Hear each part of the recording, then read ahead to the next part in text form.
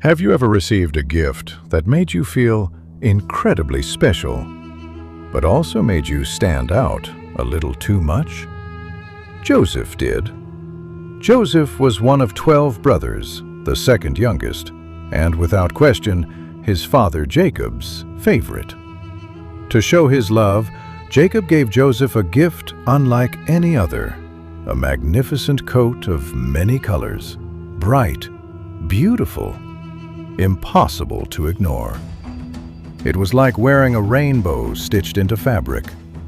Joseph loved that coat. He wore it everywhere, a visible reminder of his father's affection. But what felt like love to Joseph felt like injustice to his brothers. They already resented him because of his dreams where Joseph stood tall as a ruler while they bowed before him. And every time they saw him approaching in that colorful coat, they would scoff and say, "Here comes the dreamer." Jealousy took root, and jealousy left unchecked always grows darker. One day, while tending their flocks in the fields, the brothers saw their opportunity. They grabbed Joseph, tore the coat from his body, and threw him into an empty well. Cold, alone, betrayed. Unsure of what to do next, they noticed a caravan of traders heading toward Egypt. So they made a choice that would haunt them forever. They sold their own brother into slavery for 20 pieces of silver. To hide their crime, they dipped Joseph's coat in goat's blood and brought it back to their father. They claimed a wild animal had killed him. Jacob was devastated.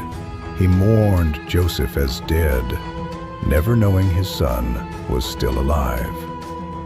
But Joseph's story wasn't over.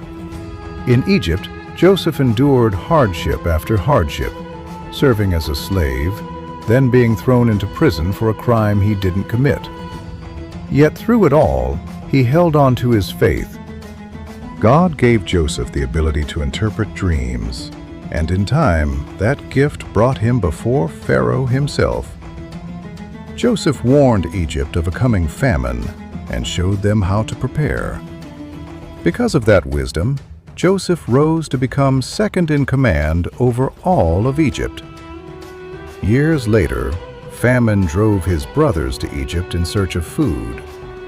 They stood before a powerful ruler and bowed, just as Joseph had dreamed. But instead of revenge, Joseph chose